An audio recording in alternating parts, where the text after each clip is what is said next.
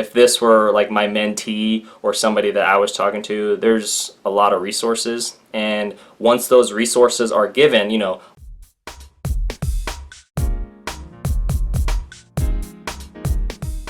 they gave their social security number and $100 to the WFG scam. According to this Reddit post, which you can see right here, that says oh goodness, there we go. Says calling anyone who knows about World Financial Group. Are they even legit? What's so bad about them? Am I basically screwed? Please help. Woo! Alright, well, let's get into this story. First of all, the purpose of this is to gain more perspective, provide the other side, and give a reasonable response. And without further ado, let's get into it here. Okay, they said, anyone here know about them? Here's my story. I posted at subreddit about this Monday. I got a call from this lady who said my friend, guy from high school I haven't hung out with in a year, referred to me as someone with the qualities needed. Parentheses, gullible, a complete idiot. Dang, I don't think that's what they said, but okay. Who was willing to work in a business that's aggressively expanding. I asked what I could get out of going to their open house Tuesday at 7 p.m. and said that I would be amazed. She also said to wear something nice. I decided to go there, 40-minute drive, and when I get there, oh dang, that's a lot of dedication. That's a lot of dedication up in there. Okay. You gotta acknowledge the effort that was put in there. Okay. Anyways, we'll continue. And when I get there, I arrive at a pretty nice office building. It turns out the woman was an old friend I went to high school with. She hugs me and everyone there seems really nice. At the orientation, this 25-year-old guy told me everything and the steps and stuff. They talked about all the opportunities and how it would work. Then they asked for the application, and I had to pay $100 for a W-9 thing, and by then I had some alarm bells going off, but I thought it had to be legit. Keyword, thought, and again, they're in control of what they think, say, and do, so a good solution to that is, let me think about it. Let me get back to you. I need to do some more research.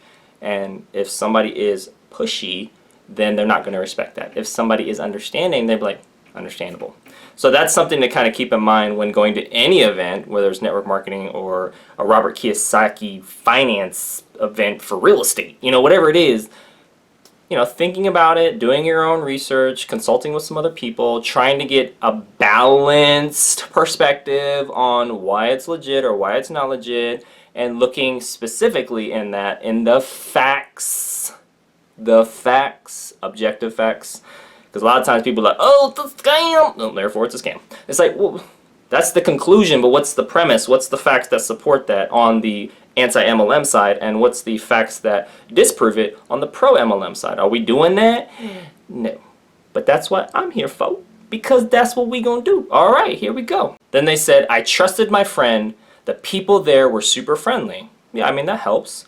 The guy did the one-on-one with me, also asked me to list the names of my closest friends. They would call the next morning. So I don't know if these associates did some pre-qualification like, hey, how do we make you a product of the product first based on your needs and goals with a financial needs analysis? That's step one, and that usually isn't done all with the next thing I'm going to say, which is, are you looking to diversify your income with potentially sharing this with other people and really quickly bypassing the becoming a product of the product side? Because those are two different things. Most people are just going to want to be customers, and they need to use something themselves before they can offer it to someone else in a way that shows knowledge of the benefits and uses of that product or service. And so that's why I think that should be the first focus, unless somebody comes to you and says, hey, I'm looking to diversify my income, like how can I earn money with this, part-time or full-time, let's go. If they do that, then they're already raising their hand, all right? So then the business opportunity makes more sense to present on the front end. Otherwise, let's just focus on them being a product of the product and a customer. Then they said, I have very few, unfortunately, which is that list of friends. They said, I made an appointment with the guy for Thursday at 4 p.m. this week. I had a bad feeling after I left the next morning. I Google, there we go. And some people YouTube search and they find my videos. Awesome. All right, so, and then they said, all sorts of stuff about WFG and their pyramid scheme. My parents find out, and since unlike me, they had common sense, they were. I almost lost 2 friends the last 24 hours. Dang. I'm really not familiar with that stuff though. I don't really, I think they meant to say have any friends, maybe. And they seemed really nice, and I thought I'd finally be a part of a group of people that I would belong to. Yeah, I mean, having a sense of belonging, or, being a part of a tribe gives you a sense of purpose, right? It helps with that's just a higher need that we have, is a sense of belonging. And when we don't have that, isolation, solitude, I mean, it's good for some, but that's just not part of our nature as social human creatures, right? We need to socialize and be around people that lift us up. And maybe I'm not talking about butt kissing or brown nosing. I'm talking about people that just affirm, who you are or what you believe in, or based on, passions, interests, stuff like that. And ideally, there's a little bit of constructive feedback on, hey, you're being too hard on yourself, or you're being too easy on yourself. And, if accountability is a part of that, relationship or whatever it is. So I think that's important to keep in mind too. So we don't just, continue in an egotistical spiral of self-defeat or success. All right, I think that's important. Then they said, I would fit in, but no, I knew it was too good to be true. I don't deserve friends. Me. Whoa. All right, so there's a little bit of like self-doubt and clearly a potty mouth as well.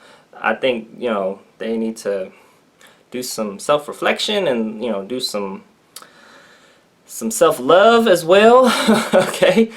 Then they said, and I was stupid enough to give them my SSN or social security number. Okay, so, they're calling themselves stupid, they don't deserve friends. It sounds like they maybe don't have enough confidence in themselves. I think, yeah, they definitely, they need to be poured into. And this is outside of WFG. This is just maybe more personal development opportunity, which we all have, which I have every day, right? And so, okay, but yeah, I'm just kind of outside looking in, providing some feedback on the fly. They said, now I'm mega screwed and my dad was furious about that. I really just want to know what I can do now. I canceled my debit card and filed a chargeback for the $100. Dang. I called my friend up and he said, welcome to the team. He told me not to be concerned and to learn more about WFG before making a decision and to talk to them. Well, that's what should have been said before a social security number and $100 was given, but I understand there's, maybe these internal quotas or external quotas that associates have with signing up people, and to the person that's uneducated about, sales or network marketing or companies like WFG, it can be easy to give information out because they provide education and everyone's friendly, and then, that's part of that. I mean, that happened to me. I did a video on that. But the difference with me is that I actually owned the fact that I did not have the skills from a communication standpoint to tell them and stay firm to what my values and beliefs are. And they didn't respect where I stood either. They were very pushy, and I think that's just not a good approach, especially when somebody says like, hey, I have my own business or I have my own thing, I'm not interested in doing your business. Like, can we explore just me being a customer first and seeing if that makes sense? But when they're pushy and they have an internal sales quota or an external company sales quota or whatever quota they have, or they just want to get the signature, they want to get you signed up, they want you to be associate. It takes a lot of skills to be able to handle that situation, like the on-the-fly social pressures to purchase something. I mean, that takes a skill set to be able to handle, and your communications have to be on point, to the point where you're like, hey, I'm not interested in that, and I prefer that you not push that on me, and if you continue to do so, I'm going to end the conversation. To be able to say that, to be able to even do that on the fly is extremely difficult, and I can say I would be able to do that now, but it would not be comfortable for that to come out of my mouth. But if I got to that point, I would have to draw a line in the sand and just basically, boom, there it is, and see how much they actually respect what I said.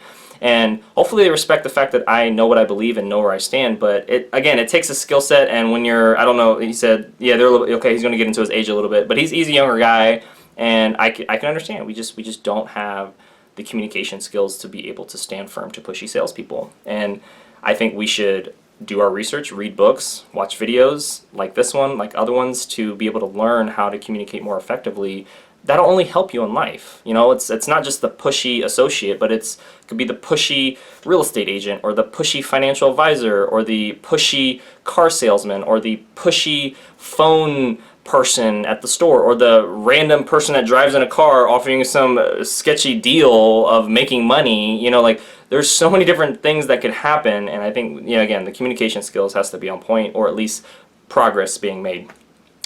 All right, so this person then said he's been in this for about 3 weeks, and he said it's the best choice he's made in his life. So that's really quick. I don't even know if this person's fully licensed yet, and they're already trying to get somebody else. So that's also another question to ask. He's a DJ, not too successful either, dang, and has no experience with this stuff.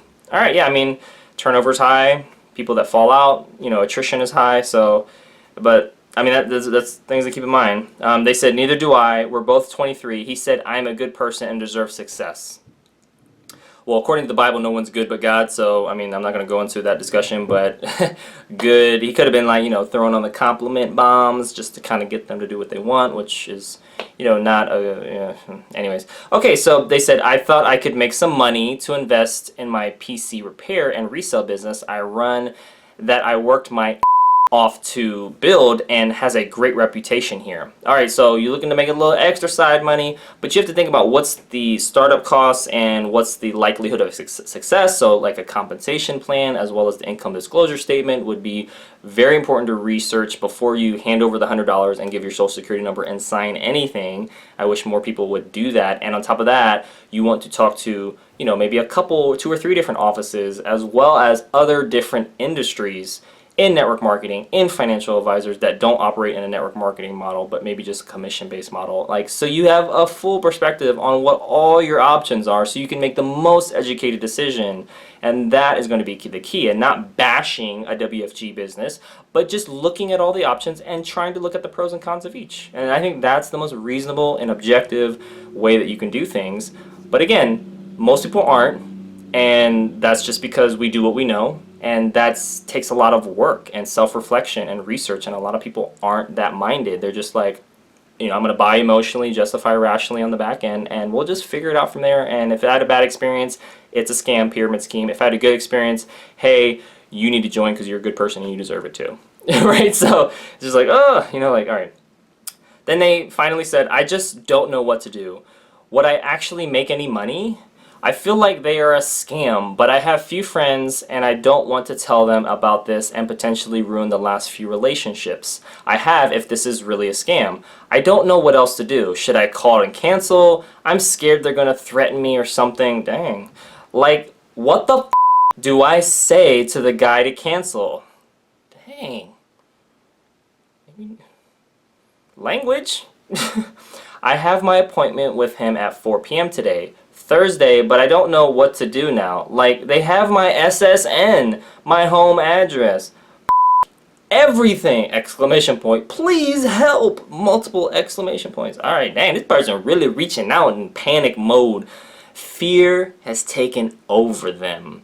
We need to acknowledge the fear, you know, maybe the anger, maybe whatever, the anxiety. We need to acknowledge it, but we need to do, you know, something that helps us deal with it. You know, we can't deal with something unless we've named it. So a little bit more emotional intelligence, so researching that, books on that, as well as some sales training, even though not in sales, but we sell people on ideas every day, and Jordan Belfort's a good resource for that. And then how to solve your people problems by learning how to deal with conflict and communicate more effectively about your own needs and goals. Likes and dislikes, agreements and disagreements is going to be key. So I think there's a number of personal development exercises and resources and books this person would need to do on top of like how to build self-esteem and self-worth.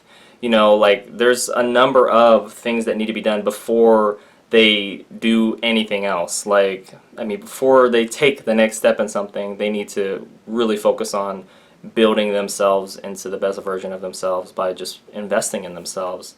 and educating themselves. So that would be my recommendation if this were like my mentee or somebody that I was talking to. There's a lot of resources, and once those resources are given, you know, links to the books and links to the videos and links to the articles or the blogs and all that stuff, it's up to that individual to want it bad enough to actually improve. And not searching for perfection, but progress should be the key focus. And that way you're, you know, maybe 2 steps forward, 1 step back. Hey, you're still 1 step ahead at the end of all that, okay? So that, you know, that's the key thing to remember. And that way they can focus on really getting in a good spot so they can help others in a more impactful and meaningful way.